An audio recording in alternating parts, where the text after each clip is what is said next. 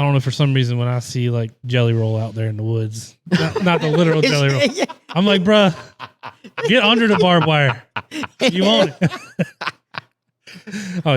That's why there's two stands on both sides that are lifting the barbed wire up when Jelly Roll goes to climb underneath it. I don't know. We're not actually talking about the artist Jelly Roll. No. Oh, see, that's what I thought we were talking about. He's a size reference. Hey, Nothingers, it's Barrett from the All About Nothing podcast for Everplay Sports and Social Club.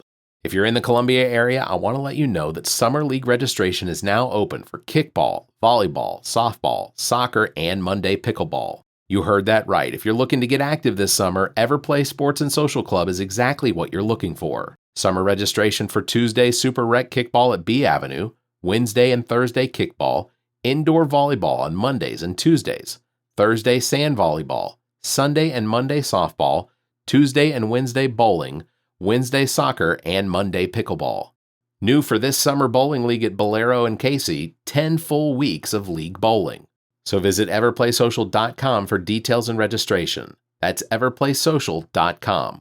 Play, socialize, and have fun. Everplay Sports and Social Club. This episode of the All About Nothing podcast is brought to you by GOT Sound Studio. GOT Sound Studio offers a variety of experiences: music, voice, and instrumental recording and production, video, and still photography. GOT Sound Studio has all of your media needs met. Owned and operated by Dominique Stewart, the Neek the Geek, experienced artists as well as up-and-coming will find everything they need to create. Bring your media needs to one of the most talented producers and engineers in the business, Neek the Geek. You can find details by visiting gotsoundstudio.com or calling 803-243-2302. You can also find links in the Friends of the Pod section of our website. Visit theallaboutnothing.com. The All About Nothing podcast may have content and language that isn't appropriate for some. Listener discretion is advised.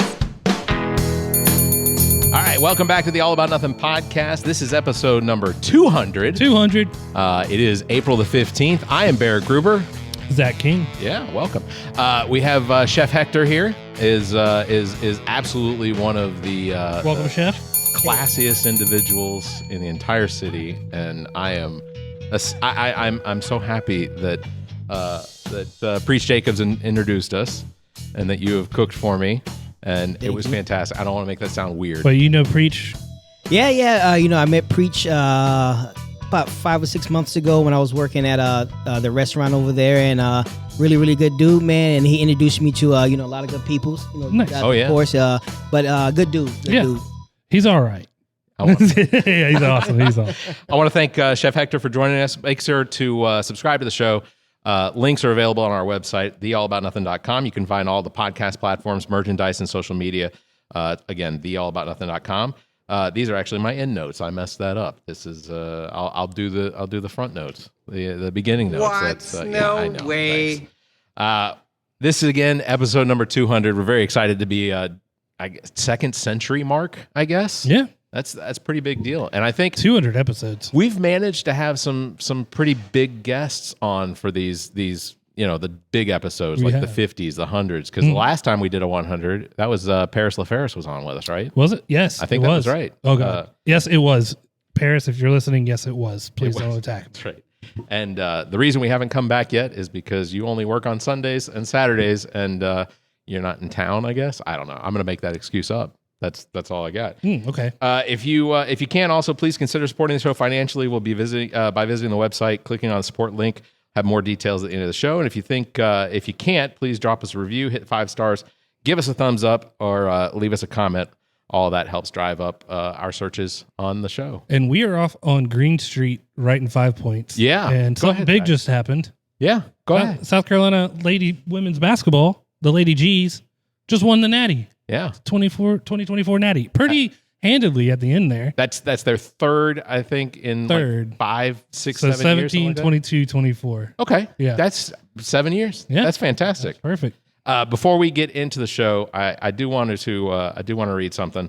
So the 2024 election cycle is in full swing, and as you're probably aware, Matt Villardo, who's a constant guest on the show, Democratic nominee for South Carolina House District in Fort Mill, has invoked myself as his campaign manager. And as his campaign manager, I want to use my platform to promote his campaign. And this week, I'm doing that with the hard ask: donations. right? Yeah. That's what we're supposed to do. Campaigns, Here I am ask for again donations. asking you for money. That's right.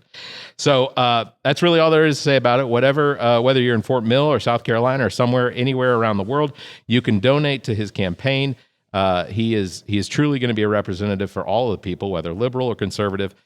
Matt is of the people and will work with the Democrats, Republicans, and independents to sponsor and pass bills that will benefit everyone. So if you can find it in your heart and wallet, please visit mattv4sc.com, where you'll find links to make donations to the campaign to bring true representation of Fort Mill, but work to bring progressive change to South Carolina. So remember, real change starts at the bottom and works its way up.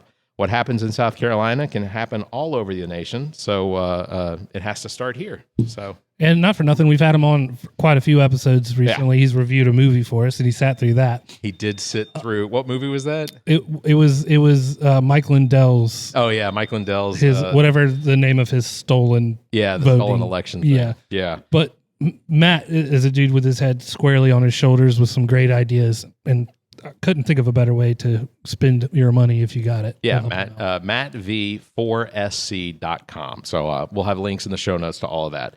So I want to welcome Chef Hector. We also have one more thing before we get started. And I just realized that I hadn't said it yet. So there is a podcast in Miami called the Funny Medicine Podcast, and it's hosted by Julia and Yvette.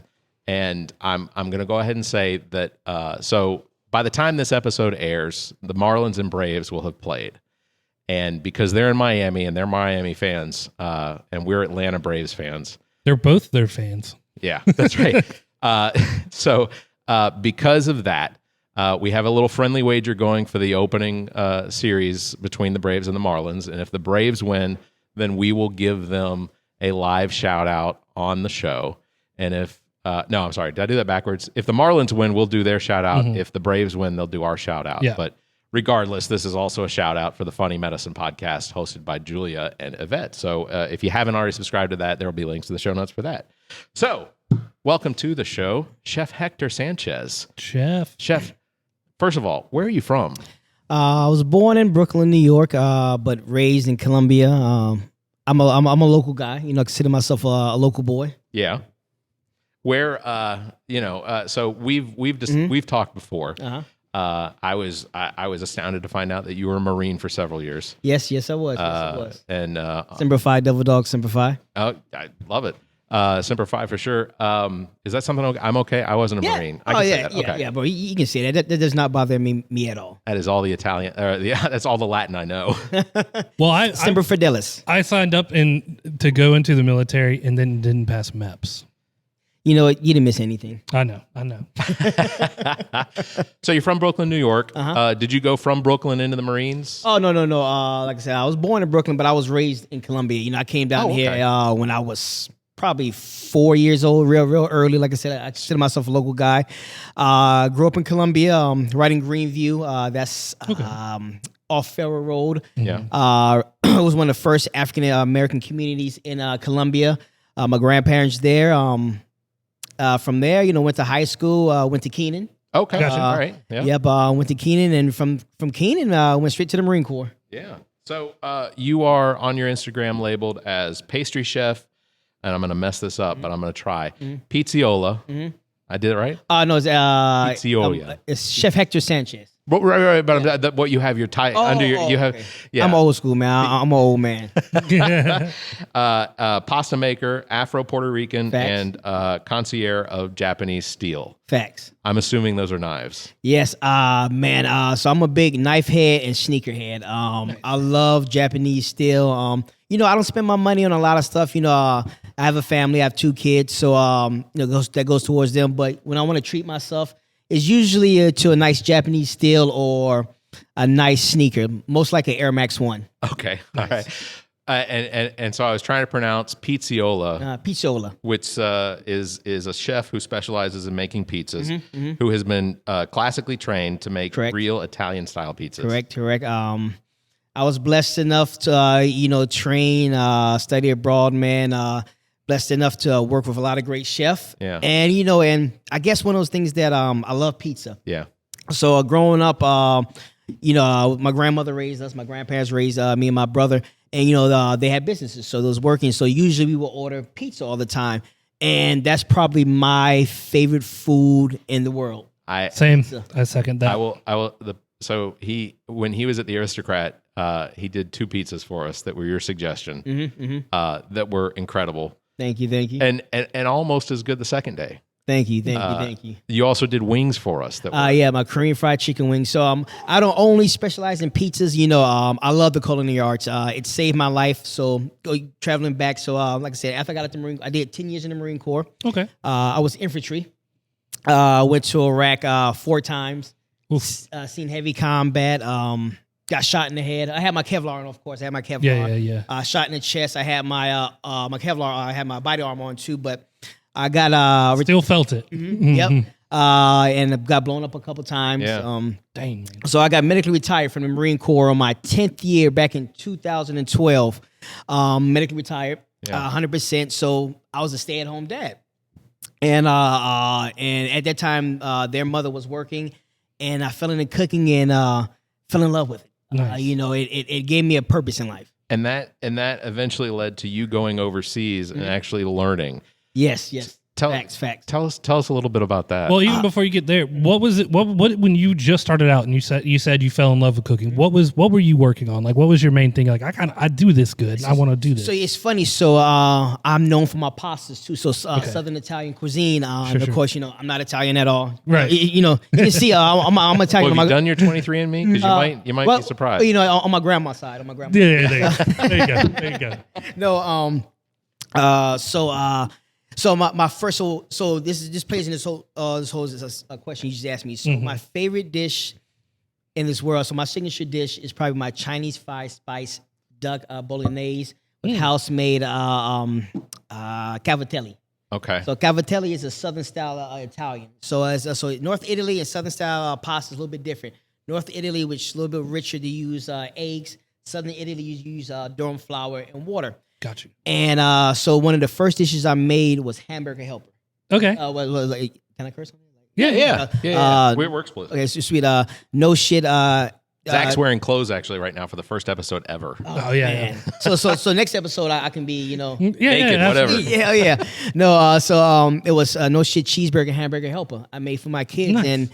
and my kids loved that, and I loved it because that was my first dishes I made, and that still plays to my heart. Right? You see, I'm about to tear up now. So that dish means a lot to me. Right. That was like no shit. The first dish. I mean, of course, it's hamburger helper. Right. And so the duck ragu. So I couldn't serve hamburger helper in a fine dining restaurant. My background was also fine dining. Got you. So it was no shit hamburger helper.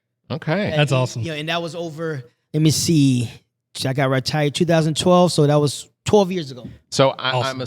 I'm assuming that your hamburger helper is not out of the box. Negative. I make everything in house. Everything in house. Let's say There was no little glove walking around giving help. Get out of here. let's say I was using an out of the box recipe. What could I potentially use to spice that up some? I use red pepper flakes right now. Red pepper flakes. It's true, I do. So honestly, man, just you don't even have to buy a hamburger helper, man. Just buy. A basic pasta costs you what $2. Sure, Not much. Sure. Get you some ground beef. You can either get because I know a lot of adults work. Get you some pre-made spaghetti sauce. Sear the ground beef off. Dump some of the fat out. And throw in sofrito. Okay. So sofrito is is a holy trinity. Onions, carrots, and garlic, and stuff like that, and sweat that out. Throw the meat back in there, and the sauce. Cook it for about 20-30 minutes, and Good. you got a good meal. Yeah. Because I know a lot of adults work, and so it's one of those things that you can cook for your family. Yeah. So as to go into the chefing a little bit, can you share with us as far as your journey in the culinary world? Like, you mentioned cooking for your kids after you were medically discharged and retired, but like your specialty is pasta. Yes, That's, correct. We've talked about that before. I want to know a little bit more about the Afro Puerto Rican cuisines. Sweet. Yes. So like I said, a lot of my specialties are pasta, pizza, and a lot of Southern Italian cuisine. But of course, I'm not Italian at all. I'm Afro-Puerto Rican. So no matter how I cook it great and I love it, but I'm still not Italian. So I'm not gonna get that love for it. But me being Puerto Rican, it's already in me. Yeah, it's already in me, and I love being Puerto Rican. I love being Afro-Puerto Rican. For years, Afro Latinos were kind of not in the limelight, as I would say. And our cuisine is beautiful. Our food is beautiful.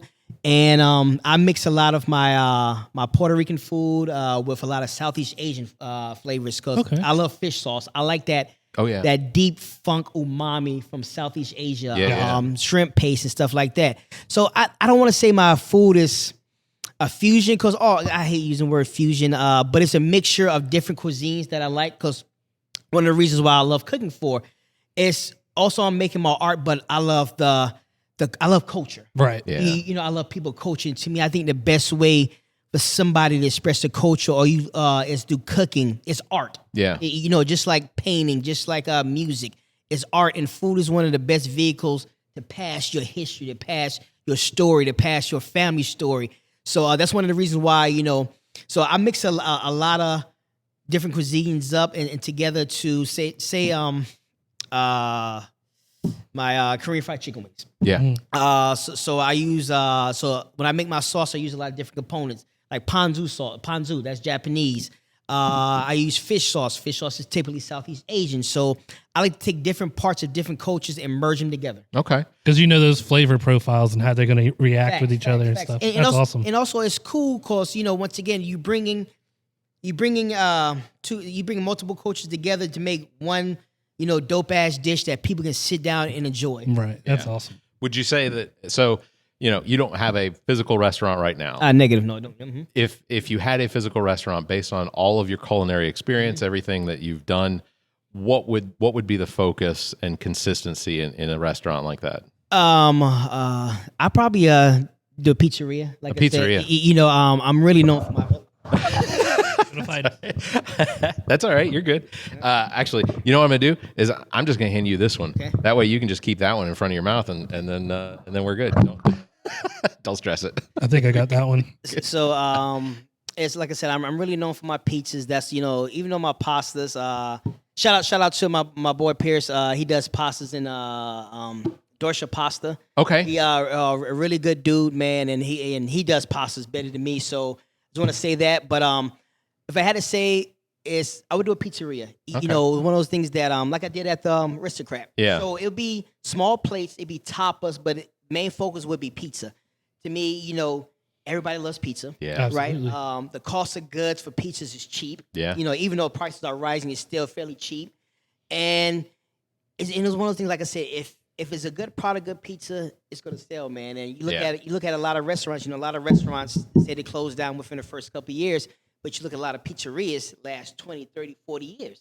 The reason why, because two things: it's popular and it's cheap. Yeah.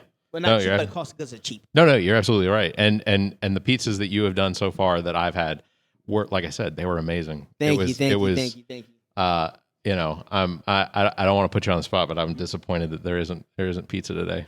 No, I know. You don't want to. Well, no. I got you, bitch. So, can you swing by Wednesday? Maybe, yeah. Oh, okay. I'll let you know. I'll let you know up front before. Okay, I don't want you to facts. do anything. Oh no. So I'm making pizzas anyway. So I'm because I'm doing a pop up, So I'm making my pizzas here Wednesday anyway. So come through, man. Tell us about your pop ups. So I'm doing my pop up is called Papa Sanchez, and I'm teaming up with. They're running around. Yeah, so I'm teaming up with a bakery called Our Daily Bread. Danny and his wife, Traci, really, really damn good bakers, man. I would say probably better than me. The baked goods are good, and so I'm teaming up with them to do a pop-up. It's a pizza pop-up where I'm doing my pies, my artisan Neapolitan style pies.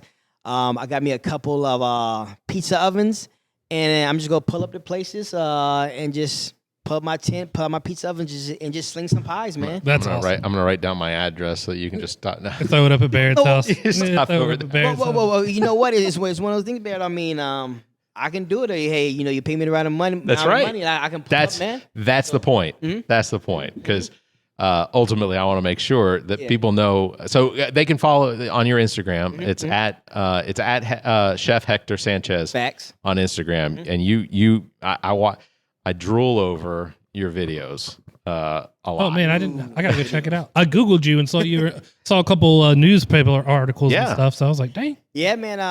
Once again, I was blessed enough to be in news a couple times. I've been blessed. Been doing this for a long time, and hard work. I've been busting my ass for this for a long time. Yeah.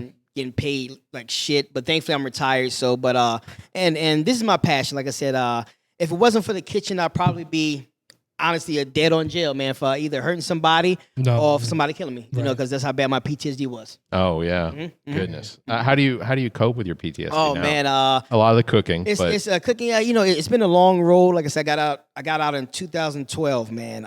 Gotcha. And to be honest with you, I got locked up. I got locked up multiple times for violence. I'm not gonna lie to you. I was a real aggressive person. Like I said, I was infantry, so I guess getting locked up a lot of times, man, spending a lot of money on lawyer fees. Yeah. That thankfully I got all my cases dropped. No, that sounds so bad, doesn't it? It is good, even if it sounds bad. It is good. No. But that, and I guess I had to grow up. I have 2 kids I got to take care of, man, and that I think with as I got older, I got as we grow older, you grow more mature, you learn more, and you just get sick of the bullshit, man. And yeah, but kids can be that divining rod too. We're gonna bring. You're good. I want you guys to come up and say hi. I want to give you guys a shout out. So while we're waiting for them to come in, how do you? No, you're good. How do you? And when they come in, I can hand over this mic and let them talk a little bit. Yeah. How do you feel inspired to create like different flavors and whatnot? What do you normally draw from? Man, like I said, I love culture. I love different cultures. Even though I'm Puerto Rican, Afro Puerto Rican. The study of man is beautiful. So I like culture, man, and I have a crazy amount of cookbooks. Nice. Crazy amount of cookbooks. So and I'm not gonna lie to you. I indulge in the ganja. No worries. I smoke one and I go in my man cave and just go through my cookbooks, man. Or I watch a bunch of TV shows, man, on food, man. And yeah, that's really it. Just open my cookbook, and like I said, I love doing what I do. Have you ever made a beef Wellington? Yes, I have.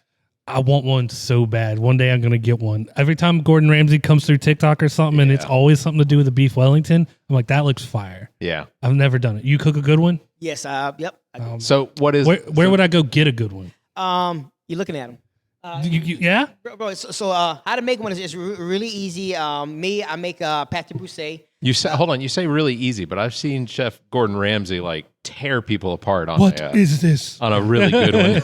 but you got to remember too, it's a TV show too, so True, facts. Well, I don't want to say it's easy, but you make you either can buy it, but I make my own pâte broussée. So pâte broussée is a puff pastry, like almost house made puff pastry. Okay. All butter dough. Then you make a mushroom. I don't want to mess the name up, but it starts with a D. So it's basically like cook mushrooms into a paste. Okay. So you wait till it cools. Yeah. You spread that paste on top of the that dough. On the dough. So once that steak cooks, it doesn't leak into the dough and make it wet. That's what it's for. Oh, that makes sense. That's one of the biggest things I think when people do make beef Wellingtons, it's usually soggy.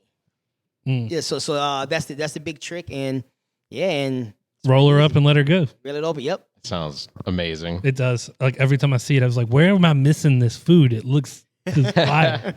So representation and diversity and culture in the culinary world are increasingly important. Yes. So how do you see heritage influencing your culinary style and the way that you approach your craft? It has a lot. Just like with a lot of pillars in life, people of color has been, shut out the picture. As we all know, nobody lives on the rock, man. And in every pillar of, I would say, the world, black people have been a part of it. And, we always get, kicked out the way. So it's one of those things. It means a lot to me.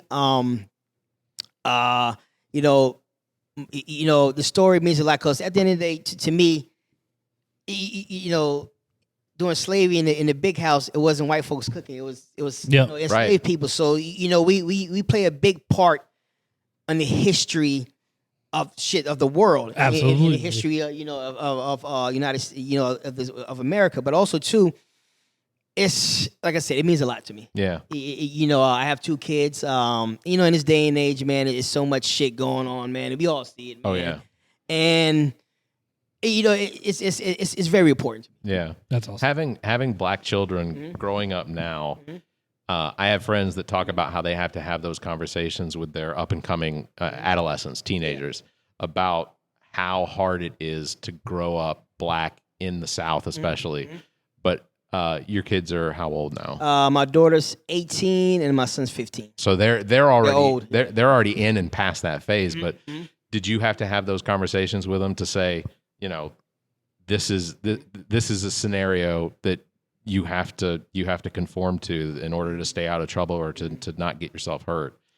Yeah. One thing I taught my kids, right, so that I was blessed for that. And I had a conversation with both my son and my daughter.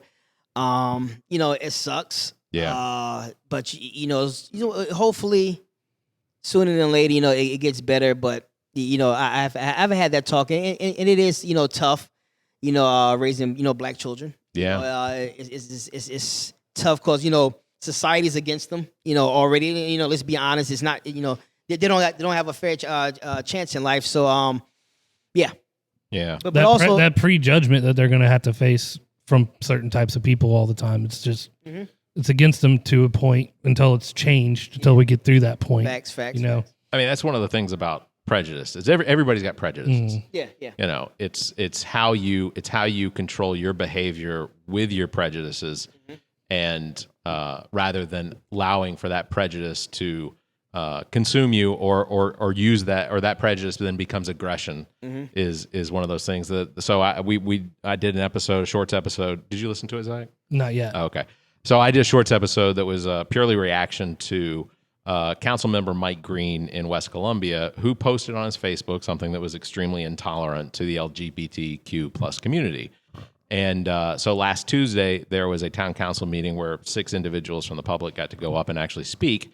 And it was an extremely, like the extremely passionate speeches that these individuals gave to basically scorn that council member, because he doubled down and invoked his his Christianity into it, his religion into it, to basically say this is that God only created 2 genders, and that it's those kind of things that, yes, I respect the fact that people can have these types of opinions, or that they can have these prejudices or whatnot, but it's how they allow for that prejudice to control them in order, or how they treat other people. Exactly. So, Chef, he wants to call you over. Come on in, Chef. So, introduce us to him. So a good friend of mine's, man. All around good dude. Great baker. Chef Danny, and his wife is around here somewhere. The brains of the operation. But this is Danny. Go ahead. Danny, welcome. How long you been in Columbia? I've been in Columbia. Moved transplants. I think it was about 2014, 2015. We moved down this way from New Jersey, my wife and I. Okay, New Jersey. Yeah, my dad retired, and I just figured I'd follow around and see how it was down this way. Philly, Jersey, or New York, Jersey? New York, Jersey. Oh, okay. Yeah, Sorry. Central New Jersey. I have to ask because, I've got cousins that are in Delaware, in Odessa. Okay. So like whenever they talk about going to Jersey, I'm like, oh, but they're in South Jersey. So there's a difference between Taylor ham and pork roll, the That's breakfast. That's what I hear. That's how you know where they are from New Jersey, by what they say. So Taylor ham or pork roll? I am Taylor ham. Oh, okay. Oh, see, having family from New York and whatnot, I would have said pork roll, a pork roll with eggs. Yeah, there you go. Scrambled eggs. So what got you started in baking and such? Believe it or not, I've been cooking, doing fine dining, like short order cooked for almost about 22, 23 years about. And within the last like 2-3 years, I was working for a local place called Primal Gourmet. Okay, yeah. And they closed down, unfortunately. And during that time, we were running a meal pack program, and with that, we were making breads for all the different people for like gluten-free and just kind of like dietary things for them as well. Yeah. And we just got really interested in trying to do everything fresh. And after they had closed down, my wife and I just kind of sat around and kicked rocks for a little bit and figured, hey, you know what? We had a good time while we were doing it there, so let's see if we could start our own little wholesale business. And we started off at Hampton Street Vineyard was our very first account. And we were with Hector for a while over there, and it was a good like year or so. And then from there, we blossomed out to a lot of different local restaurants: Divina Rosso, Moltevino, Spotted Salamander, both locations, Warmouth, Drip, Brick House, Coffee. That is a lot of plugs. Damn, naming them, dropping names. So, definitely, with all those local supports, and it's a big thing. We like shopping local and supporting local. So like that was a big thing for us. And all of those people that we listed were just huge in taking a chance with us, not knowing who we were, and kind of throwing it in and saying, you know what, let's give it a try. And luckily, it worked out. And now I think this November will be 3 years strong. Awesome. Yeah. So awesome. It's, just my wife and I, and we're loving every minute of it. And all of those places now, you still deliver and make you bake and make pastries and whatnot for them, right? Yes, sir. My wife does like the pastry ends and kind of like the sweet stuff, and I do like the sourdough, the enriched breads, and kind of things like that. There's other places too. I'm sure I forgot to list, but I apologize. But I definitely do support all of you guys. I can tell you that it smells so good in here, and we need to have smell-o-vision. I figured by this time in like 2024 we would have had it by now. We don't have flying cars yet. We still have segregationists running for president. We're not far off yet. We're still trapped. So you two work together as far as I assume that pastries and baking and stuff like that. What all do you all have coming up here in the near future? Is there any sort of like events or anything that you all are looking to? I say events, or basically, is there any plans for expansion or anything like that? What's going on as far as Chef Hector? Yeah. I think we just kind of linked up before. It was more I was his purveyor for a lot of the places that he worked at. Okay. He helped us out with that, and now that he's doing his own thing, I believe we're gonna start doing a pop-up together. Hopefully sometime soon we'll collaborate and get something together, get a nice dinner, maybe even like a pizza pop-up or something like that. That sounds awesome. Facts. That sounds really awesome. So not to put you on the spot, Chef Danny, right? Yes, sir. Chef Danny. What is the dish that Chef Hector does that is your favorite? His beignets. I have only seen pictures and videos of beignets. I don't even have to. You didn't even have to finish. I already knew what my answer was on. They were like the best like clouds like of sweetness, and just the texture of them are just amazing. Crispness on the outside and just how moist they are on the inside. And that, when I used to deliver to Hampton Street, anytime we had one of those, that was like one of my favorite things to eat with my coffee on my deliveries. It's funny. So one of my customers called them pillows of heaven. Yeah. So and I was like, so Jesus had a pillow. That's what she said. So Jesus had a pillow. You probably sleeping on your beignets. So pillows of heaven. That's great. All right, reverse. What does Chef Danny do that is your favorite? His brioche. Brioche. Yeah, he makes a damn good brioche. I thought I made a really good brioche bread, but yeah, Danny makes that and his cinnamon raisin bread. Yeah. I love, that's one of my favorite breads of all time, and that's probably one of my favorite breakfasts. So a bacon, egg, and cheese.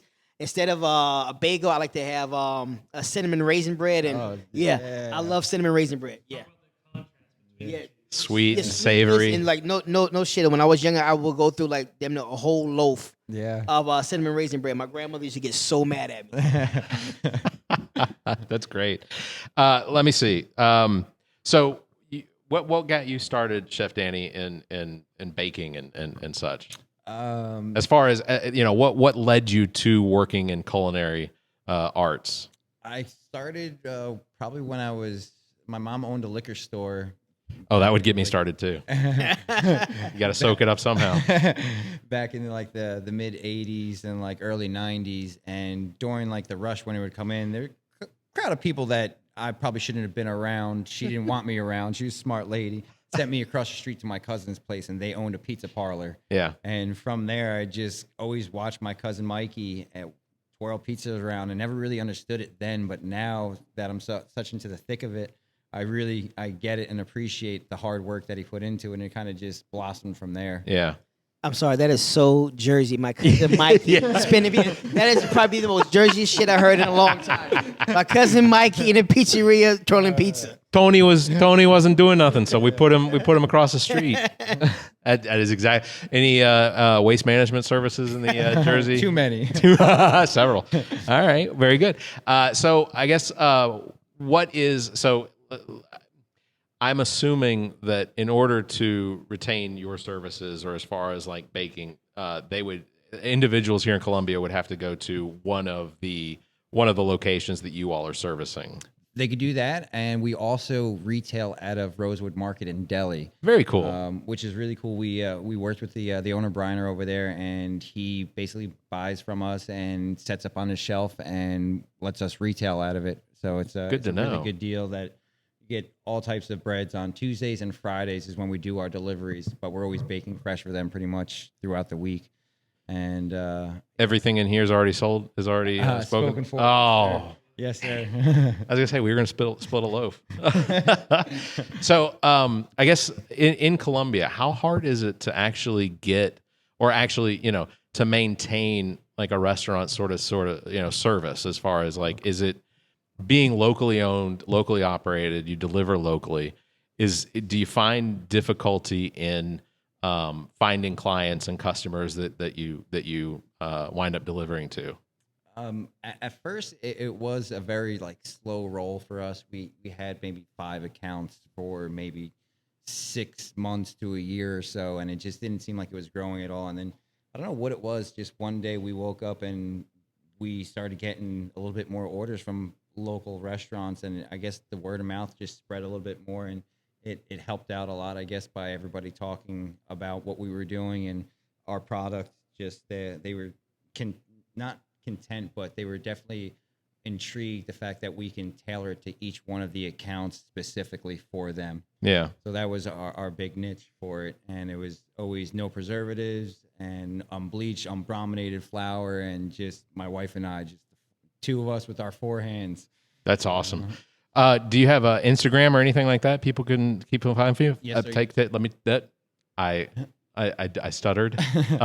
They can find you guys and follow. Yeah, they could go on to either Facebook or Instagram and go to Our Daily Bread SC. Okay. And you can see all of the things that we do on that. And if there's something that you see that you like that you haven't seen at Rosewood Market or something, you could pre-order from there, and we could do a curbside pickup for you. Awesome. All right. Well, Chef Danny, thank you very much for hanging out with us. That was awesome. Thank you so much. Really appreciate it, and all the success. Hopefully it continues, and maybe we'll be able to sample. We'll definitely. I should have had some ready for you. No. I told him. It makes me feel like such a mooch. It's all right. You're from Jersey. You're from Bronx. You know what mooch is. Yeah, that's it. So, thank you again so much. Thank you very much.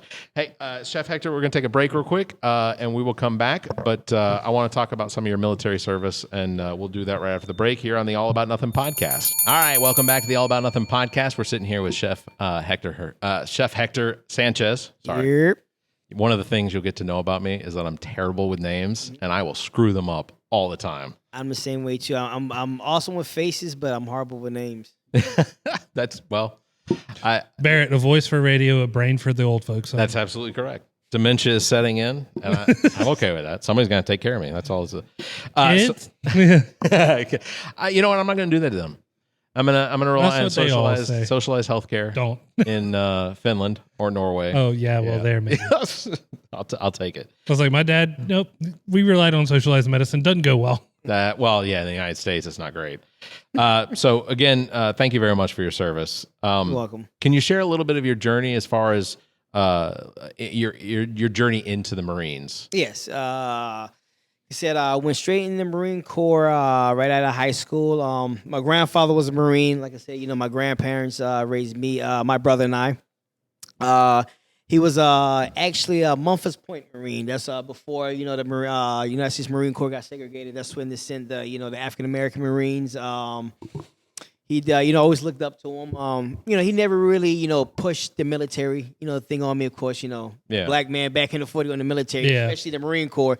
It was really tough on him, but he was proud of me because, to be honest with you, I wasn't a college guy. I wasn't going to college. I had decent grades, but I knew if I would have went to college, I was gonna waste it. So the next best thing was I wasn't gonna work some dead end job. So military, back then. Was that your plan? Like you were like, what? Well, my plan, I played. I was a baseball player. I play, second base. Oh, nice. Man after our own hearts. Right there. Second base and shortstop. So I was pretty decent in high school. So I had a couple college offers and nothing big. Atlanta University. Well, the guy that is big. I mean, Atlanta University, Francis Marion. But I knew school was not my thing. I'll be honest with you guys. I knew if I would have went, I would have wasted. I would have got if it would have just been baseball, you'd be like, cool. Yeah. Wasted time and $100,000. Yes. I would have took somebody. I would have took somebody's scholarship that could have went to another person. So so I was gonna do that, and the military. At that time, why not the military? And my grandfather was a Marine. Yeah. And of course, the Marine Corps is the hardest branch, but big shout out to my other branches, Really? You don't think the Air Force at all is, no, I'm just kidding. No, I'm just kidding. Well, for what it's worth, that's what I was going in was for the Air Force, but I did naval ROTC, so the Marine Corps doesn't do ROTC, so all we did, we had Colonel Slack, he was a Marine Corps colonel, so we went to Paris. That was tough. Well, how was that? Well, here's the funny thing, like, Colonel. Oh, tough as nuts, man. I know he was. Yeah, my father-in-law is also a Marine. Yeah, so okay, simplify. Yeah, he was in the original Desert Storm and all that. But so the only Marine Corps, I will even call it just adjacent. We had to go spend a week at Paris Island, Yellow Footsteps, all that, sand fleas, the whole thing. The DIs coming screaming at you, yelling at you. I thought we would get it easy, man. They came on the bus and scolded us. I mean, I'm talking just everything. Just get out of my footsteps. Letting it fly, the whole thing. And it's crazy. So, I guess every generation says this, but, I went back in 2002. So I remember, DIs fucking people up. I mean, it was, I hated boot camp. We may or may not have gotten pushed into that 9-foot pit that's all concrete walls on. I'm pretty sure you did. May or may not have, but yeah. Rely on your buddies after you're all going like, I think I can't breathe right. I got to get out of here. No, it was a good time, bad time, but a good experience. Yeah, good experience, sweet. I was trying to go in for Air Force. That whole you ever been sick, you ever had anything, and you see that $25,000 fine and jail time flashing in front of you. I was like, I used to have asthma. And they disqualified you. Yep, and I went and took the test and everything, and even he wasn't Admiral high, but it was a Navy guy saying he could waive it. He couldn't get it to go. Yeah. Well, I tried, so don't come calling me now. All right. I think that's one thing you don't have to worry about as a draft. Yeah. I know it was between 20 and 10 years ago, but what was your typical day like in the Marines? Oh man, non-wartime. Non-wartime. Get up 05:30:06. PT. And usually train. A lot of field ops. So I went in during 2002. So. Like I said, I did. It was popping off. So. Yeah, I did numerous tours to Iraq. So, and like I said, I was a grunt. I was infantry my whole career. So as soon as I got into 3-2 base shield bastards, that's how I was with. They trained us up to go straight to Iraq. So we was always training a lot of field ops. Mm-hmm. A lot of field ops. Did y'all have to go door to door? Yeah. What do you mean? Like when you breach a door to go in and clear, like when they were moving for Fallujah and stuff like that. CQB, CQB. We did a lot of that. I was a 0340 when I was a mortarman, so it was a lot of mortar field ops. I was 81s. Okay. 81's 3-2 War Pig 3. So I was the first cat platoon in the Marine Corps. I think it was Combined Anti-Armor Tank Team. Okay. Some shit like that. Yeah, so all tours I was always with 81s. Nice. How did you feel? How did you transition from, after leaving the Marines? What was it that helped you to transition successfully? Like, because a lot of guys, PTSD, especially having been in Afghanistan or Iraq and what, a lot of guys really have a difficult time with that. What was it that got you to where you're at now? Well, it's a long road. It's still a long road. I'm still not shit halfway there. I guess first one is go ahead and give out the of course God. Give a shout out to the big man upstairs. Him. But honestly, it has not been easy. So I tell actually it's my first time actually kind of telling people, even my psychologist, that I think coming getting out the Marine Corps, transitioning to a civilian world was probably harder than going to Iraq. Oh, especially after 10 years, you formed it was harder. I want you to like kind of listen to this shit. Yeah, so absolutely. It was harder for me to go to war, go to war and kill people and see good friend of mine's die, than be a civilian again. Yeah. So that was probably the toughest thing I've ever did in my life. And it's still, when the first couple of years, Yeah. I mean, I'm gonna be honest with you guys. I was taught to kill since early in the morning till we go at bed at night. So, cause I don't want to blame the Marine Corps, cause like I said, I love the Marine Corps. I fought for my country, but it turns you into, especially when you're in combat arms. It's not only the Marine Corps; it's any type of combat arms, Army Infantry.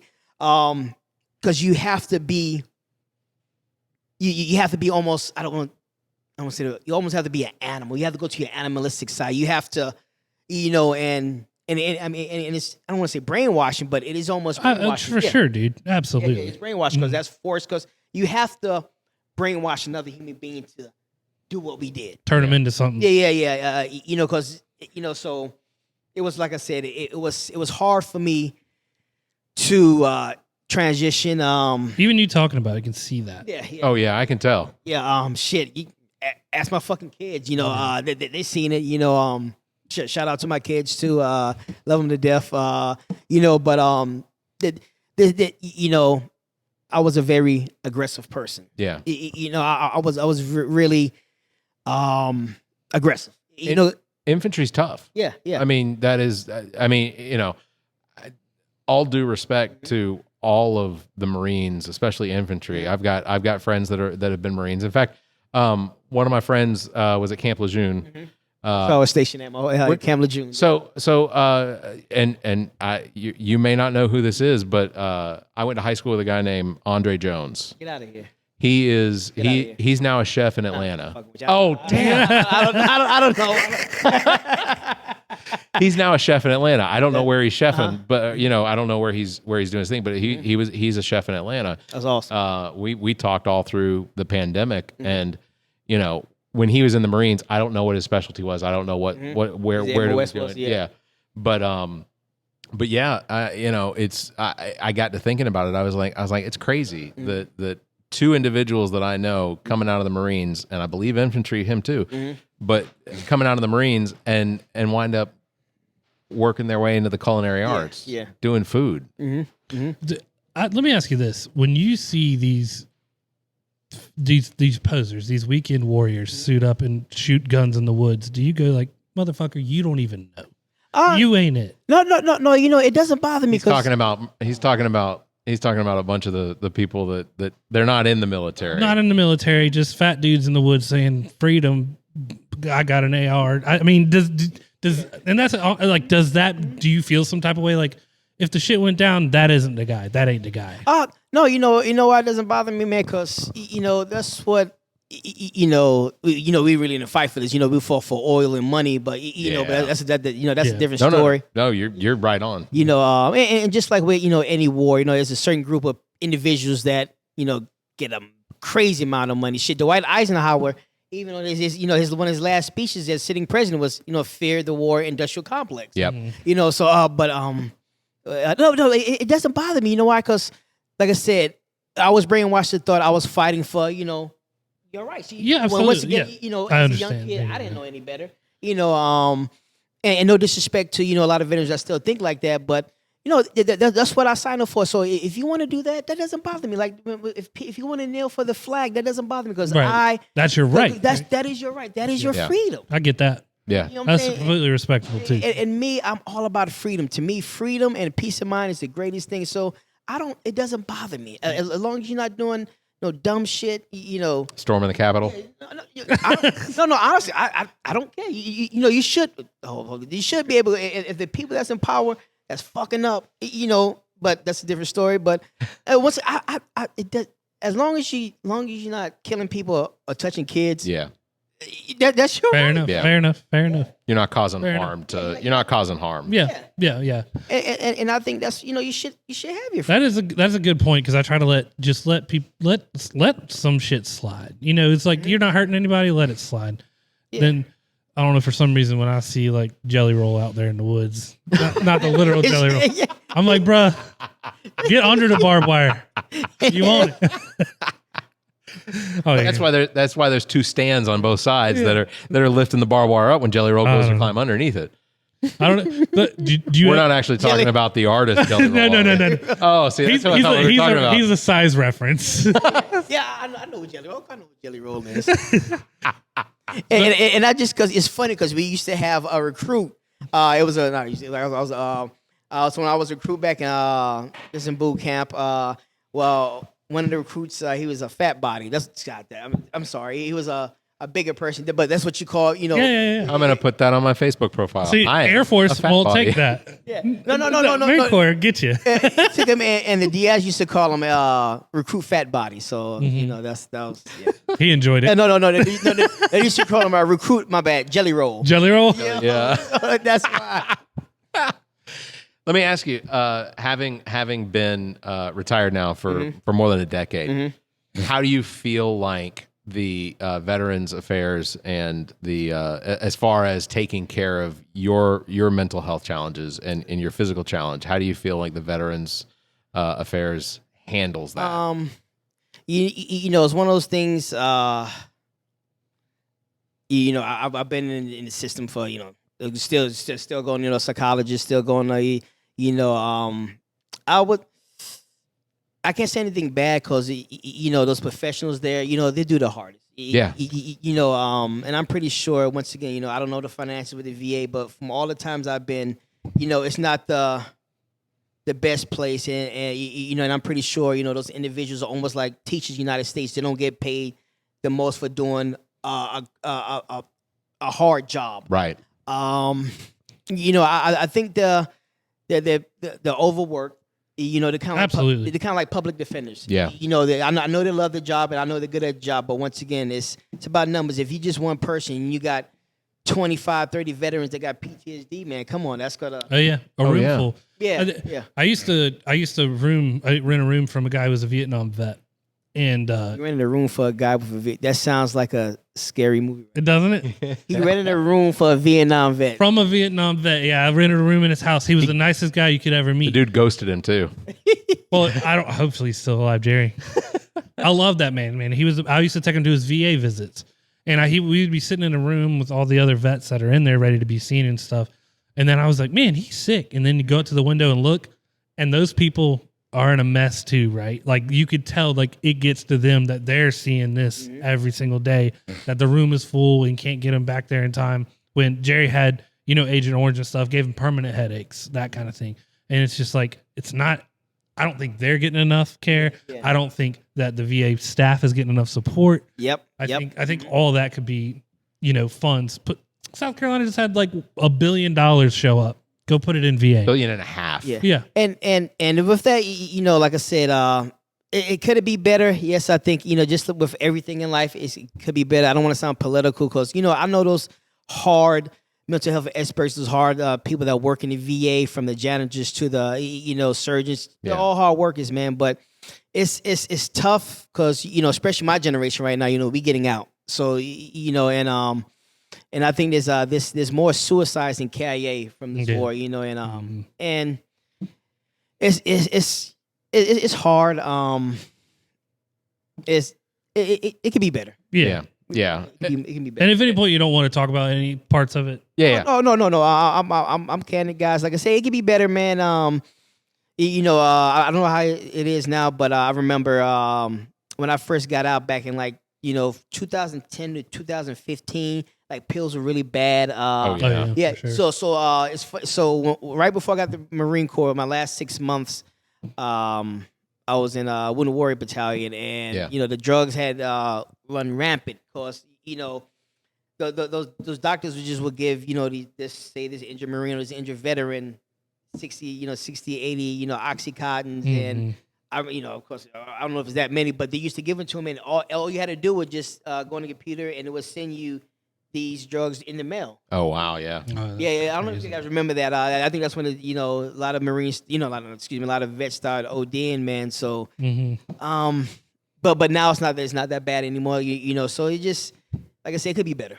Yeah, I think I speak for Zach on this as well. But the fact that the Pentagon, the Department of Defense, gets almost $1 trillion every year in their budget, War industrial complex. Yeah. Eisenhower, remember? Trillion. The fact that there's that much money in the system, I fully believe that there's an opportunity to reinvest more money into the Veterans Affairs program so that you could have a larger supply of doctors, you could have a larger supply of psychiatrists and therapists and things like that, surgeons, whatever, but be able to provide support for the veterans that have served the country. And then not only that, you're also opening up a ton of jobs for potential, to take care of the veterans, because the Veterans Affairs doesn't just do medical. You're talking there's home insurance buying. I mean, the Veterans Affairs covers a ton of stuff that I want to say Veterans Affairs is almost working still. They may not yet be working digitally, like as far as like paperwork and things like that.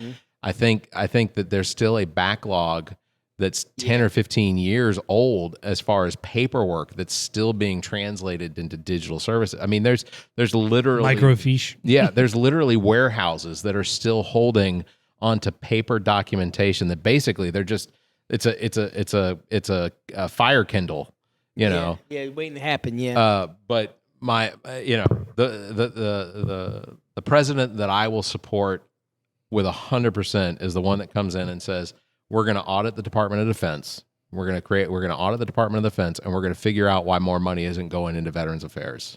Well, Barrett, have I got good news for you? Oh man, I doubt any president. That's a lot of money you're talking about. I totally agree. You're talking about the people that run this world. Yeah.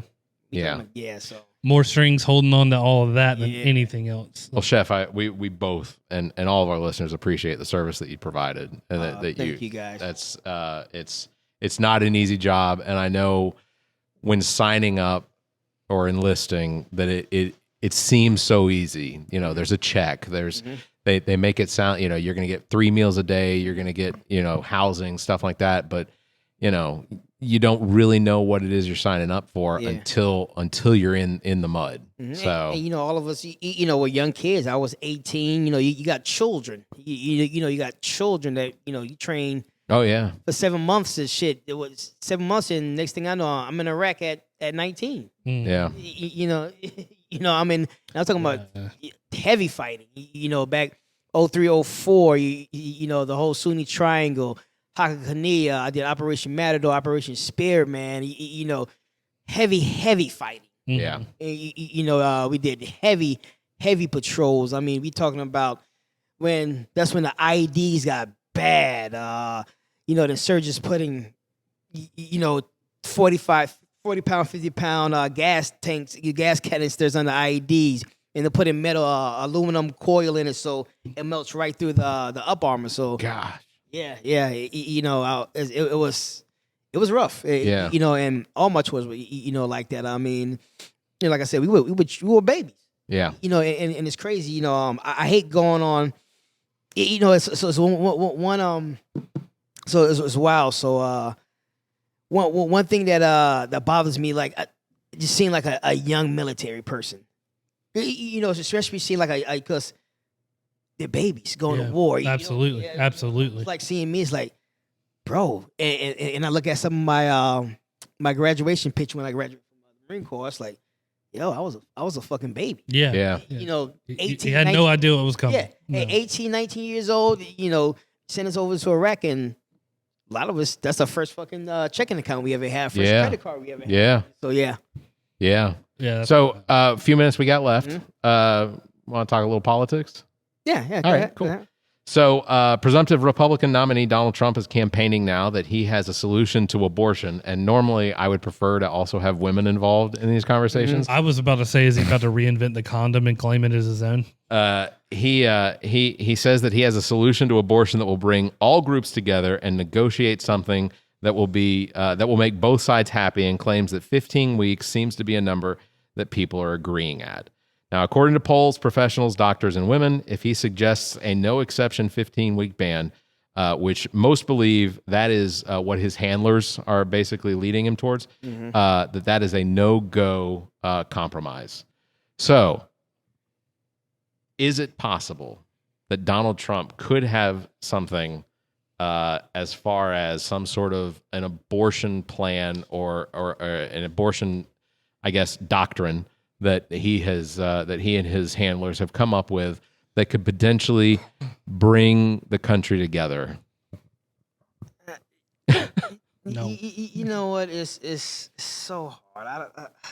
It's such a touchy subject. Yeah, It is. Yeah, it's a very touchy subject, man, and it's so right now. So are they trying to ban abortion? So South Carolina, we're down to a 6-week ban, which most women will tell you that they would have had no idea that they were pregnant Okay. unless they were trying. Okay.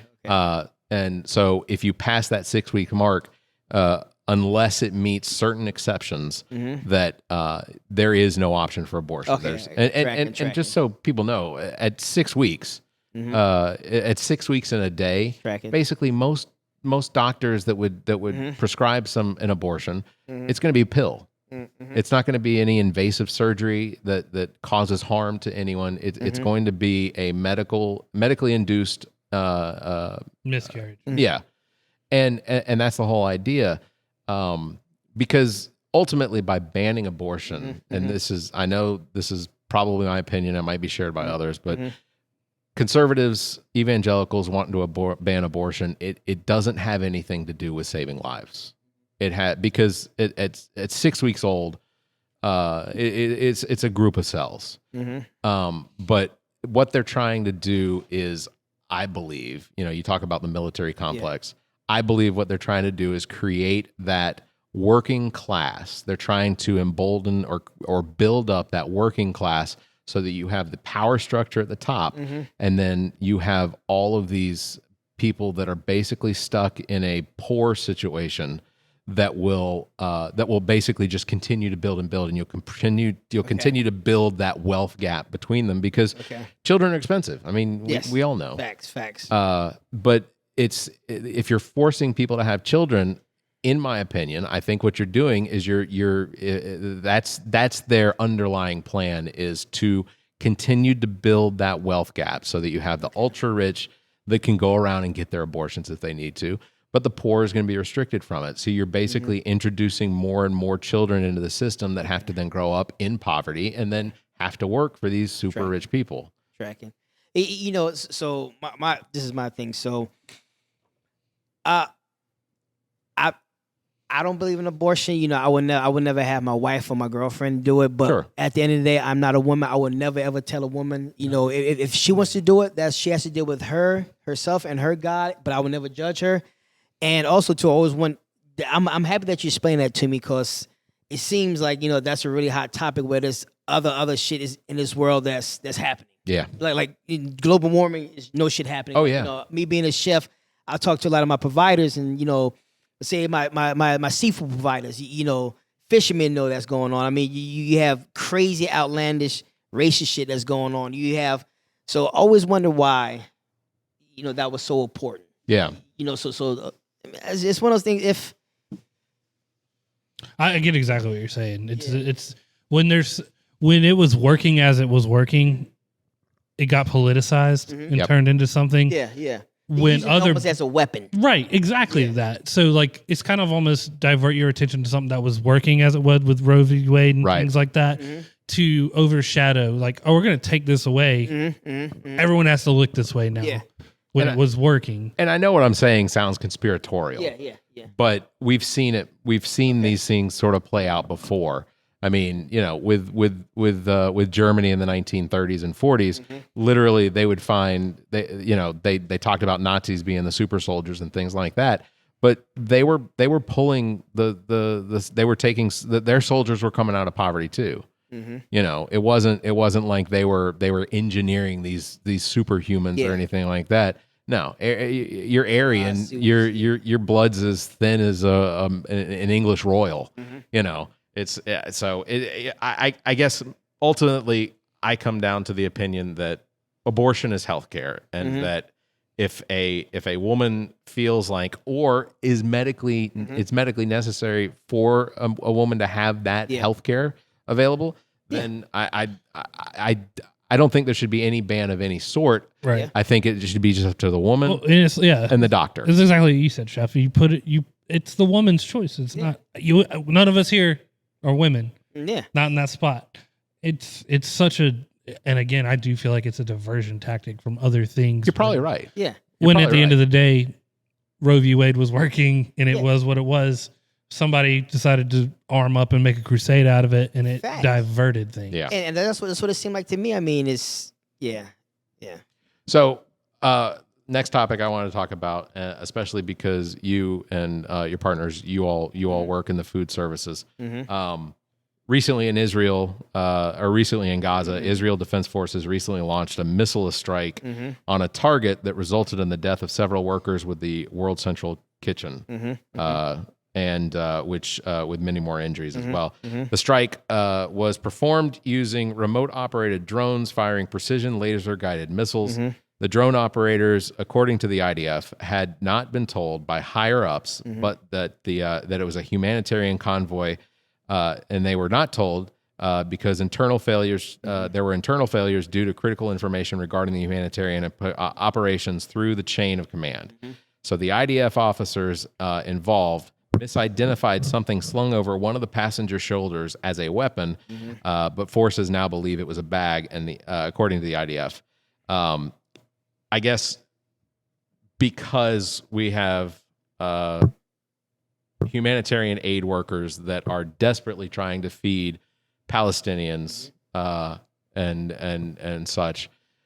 I guess my question is, Biden's sort of playing it middle of the road right now. If you were, either one of you were, I guess, some sort of counsel to the president, would you suggest that now is the time that he just needs to call for Israeli ceasefire and for Hamas to free all hostages? Because ultimately, that's why they're still fighting. Oh man, Tough. Another tough topic, man. But it's I wouldn't say it's really tough because what Israel's doing that's genocide, man. I mean, it's no shit genocide, and it sucks that we have to do it because there's so much shit going on in America that we need to take care of our own people, and that's everybody. Every day, people are starving in the streets, man, and kids are going to bed hungry, but it's war crimes, man, and somebody has to say something to them. Somebody has to get checked, and honestly, the United States is not going to do it because Israel is one of the only allies we have in the Middle East. Yeah, right, and that's where I would be like, you no longer have support, like because you're killing people who are trying to help other people, much less your enemy. And then at the end of the day, this is all fought over belief, and two different sides believing something different. And like John Mayer said, what drops bombs in the sand, belief can.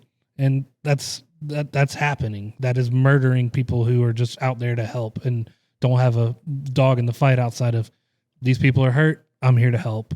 Now I think to a degree they probably knew that risk was there. Of course, You know. yeah. I whether you're in the UN, whether you work for the UN or you're in there in the World Central Kitchen, Chef Andre, all of what he does. I mean, literally, Amazing. since Haiti, I think I read something that they have served meals to like 5 million people. Went to Puerto Rico, man. That guy, awesome, man. But to me, once again, I'm not in the Israeli military, but it sounds like bullshit to me because, I mean, I'm pretty sure the UN, I mean, Jose Andreas' company, talk to the UN, I'm talking to the UN, talk to, whoever, and it sounds like bullshit. Because I'm pretty sure it feels like it, right? Somebody got word. Hey, it's bullshit. Yeah.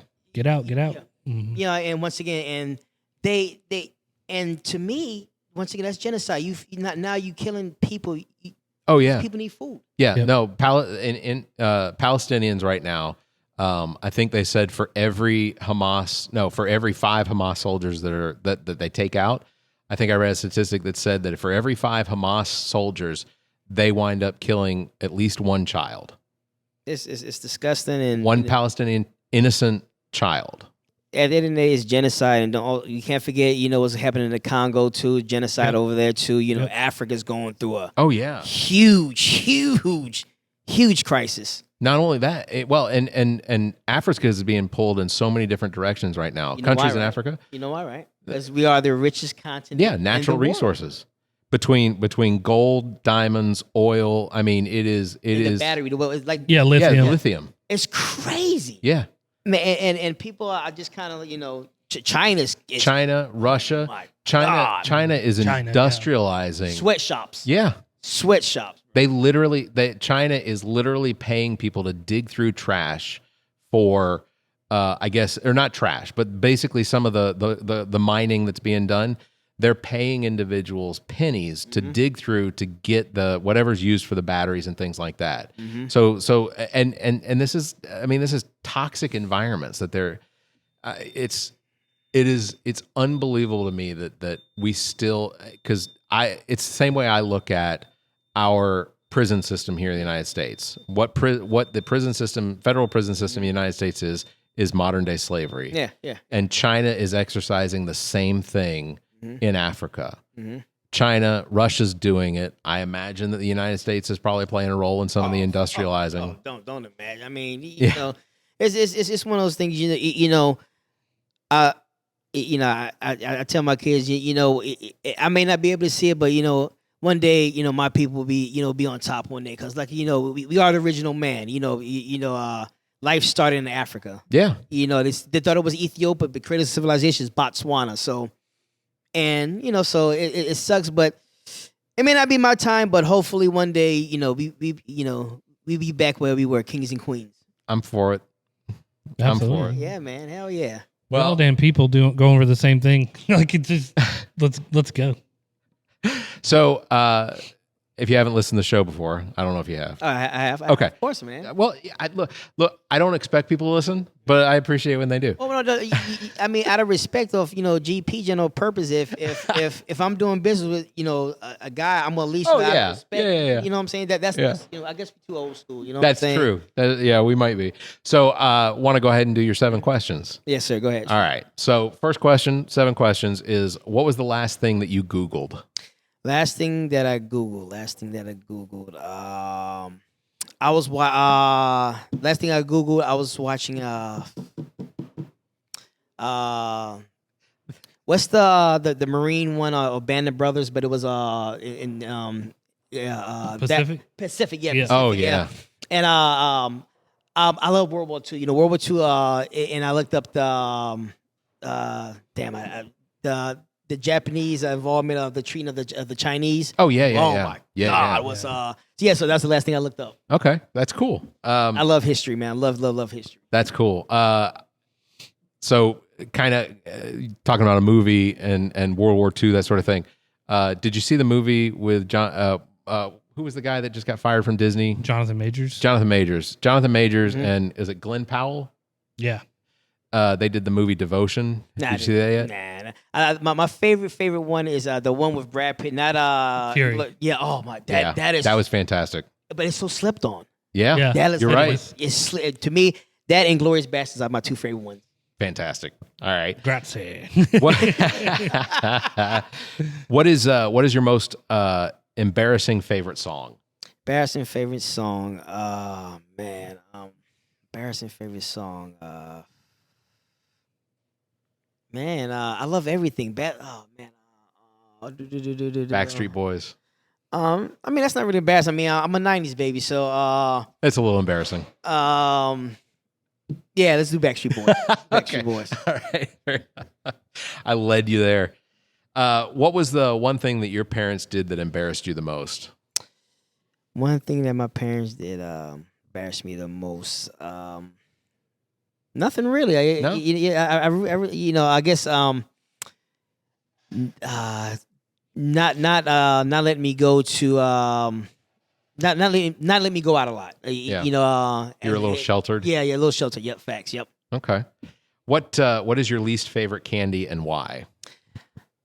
Least favorite candy, licorice. I'm with it.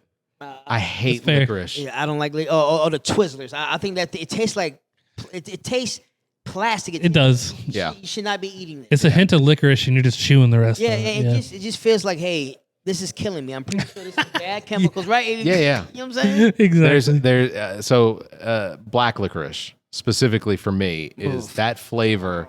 Exactly. I can imagine myself eating black licorice and just going, why did I put this in my mouth? Mine's Peeps. I don't even know how. Peeps? You don't like Peeps? No. Yeah, Dude. Is it good consistency? Is it like? No, it's just it's gross. It's just gross. Yeah. It's a gross flavor. So if the marshmallow wasn't shaped like and then the candy, a little baby chicken, bitter. would you be okay with it? No, it's just gross. They got a bunch of different flavors for Peeps. No, it's No, gross. still out. It's All not right. good. So if you could have one superpower, what would it be? That one superpower, super strength. Super strength. Yeah, super strength. One of my favorite. I'm a big comic book nerd. Hulk is probably in my top 5 comic book characters of all time. So it'd be super strength. Nice. Yeah. Super strength. Zach, what was yours again? Like if I could have a superpower. Yeah, one it was superpower. flight. Flight. Yeah. Yeah, that's cool. That's cool. I like that. That's a good one. What about yours? I guess X-Men 97's been on Disney Plus now, so they started coming out. Any good? I'm enjoying it. I enjoyed the cartoon when it was in the 90s. You know what's funny? So I watched the first episode, and I've seen like clips and pieces of it.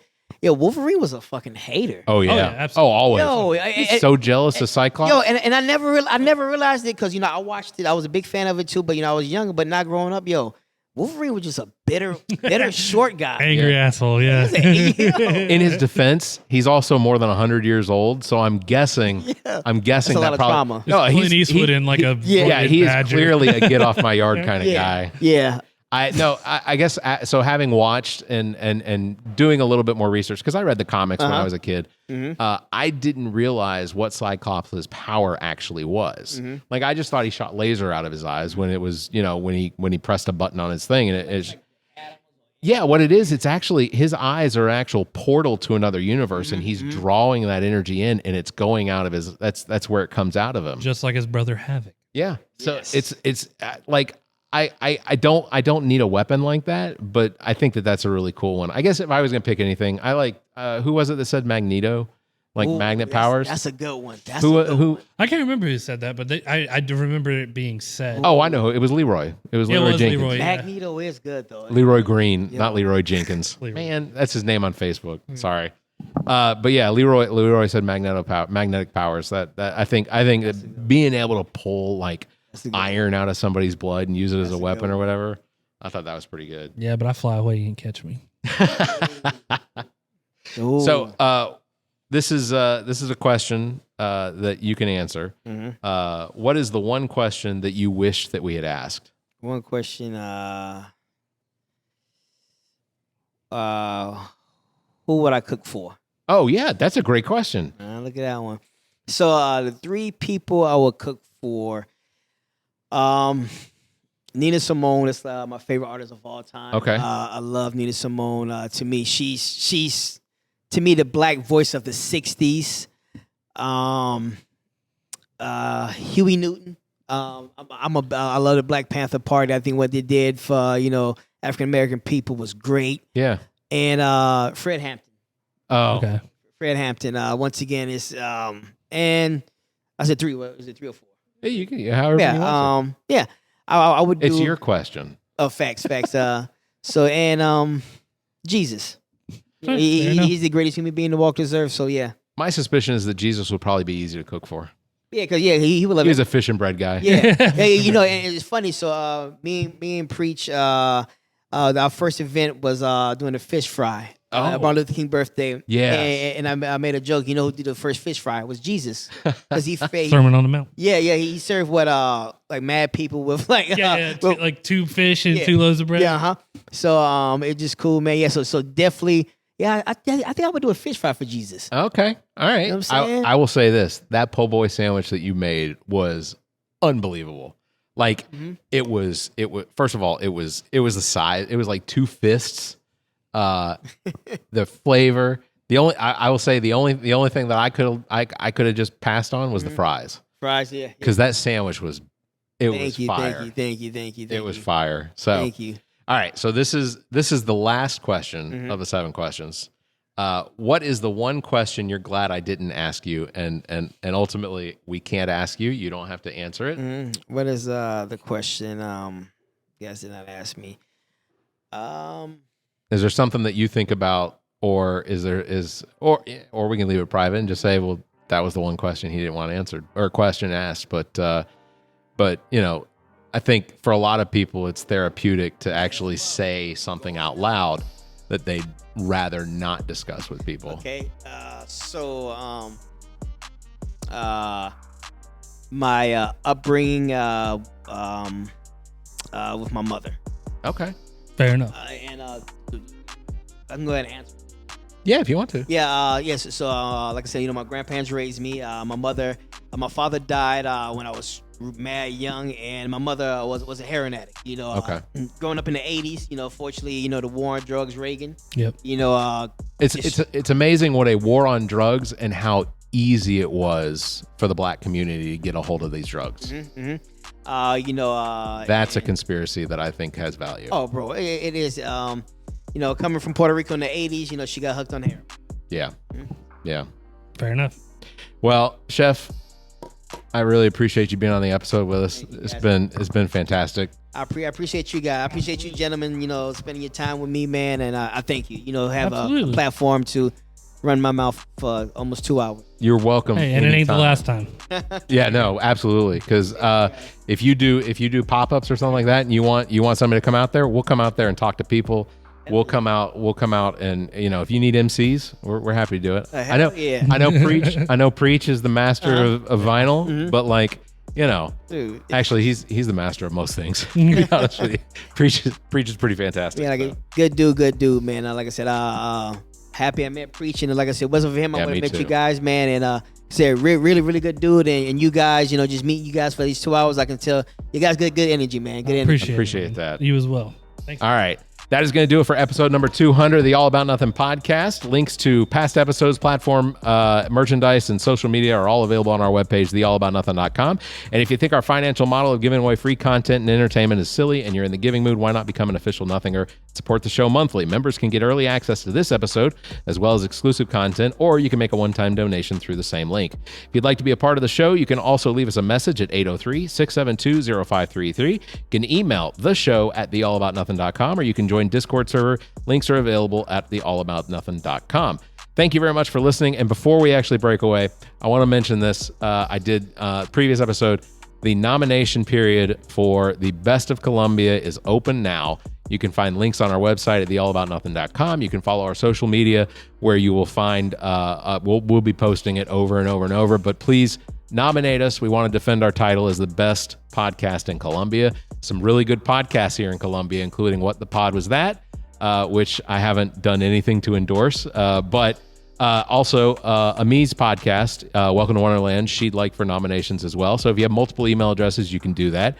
And also, I was on Here for the Health of It. I mentioned it before. They do a fantastic podcast. They have great guests. So, if you feel like they're better than us, then you can. But I would ask that if you have multiple email addresses, please give us one too. So that is going to do it for this episode. You all stay safe. Be kind, please. I'm going to steal that from me. Everybody stay safe, be kind, and have a great week. And I took it away from you. think on that. The All About Nothing podcast is produced and engineered by me, Barrett Gruber. Thanks to Cake for our intro music, Sick of You. You can follow everything Cake the band at cakemusic.com. Thanks to Muff the producer for our outro music. You can follow Muff on Instagram at Muff the producer. I am Barrett Gruber. You can follow me on Instagram and Twitter at Barrett Gruber or visit my Linktree /Barrett Gruber. Want to support the show? Visit our webpage, theallaboutnothing.com, and become a member. There are several tiers available, including memberships that give you early access to episodes as well as exclusive content. Visit theallaboutnothing.com. To find links to our social media, merchandise, and past episodes, visit theallaboutnothing.com. If you'd like to be heard on the show, you can call and leave us a message. Dial 803-672-0533. If the time between these episodes is more than you can handle, check out our partner podcast. Zach and I host What the Pod Was That with Carrie Simmons. Visit whatthepodwasthat.com for links and details. Me takes a deep dive down the rabbit hole in episodes of Welcome to Wonderland. Available on all the podcast platforms. Visit WTWLpod.com for details. As well, you can listen to the political and social conversation between Dr. Jamela Brooks and Bill Kimmler on Black, White, and Blue in the South, available wherever you listen to podcasts. Please subscribe and share this show. If you're on YouTube, please like and hit the notification bell. Thank you for listening.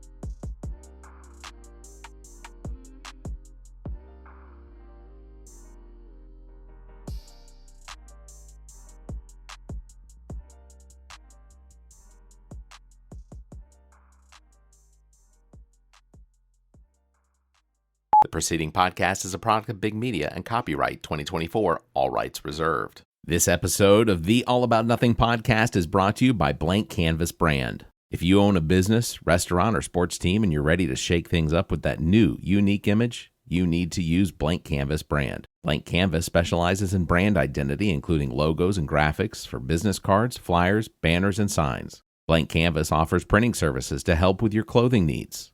Look, when it comes to talent and service, there is no one better. For more information, you can search Facebook for Blank Canvas, or you can email blankcanvas @theallaboutnothing.com. That's BLNKCANVS @theallaboutnothing.com. You can find links in the Friends of the Pod section of our website. Visit theallaboutnothing.com.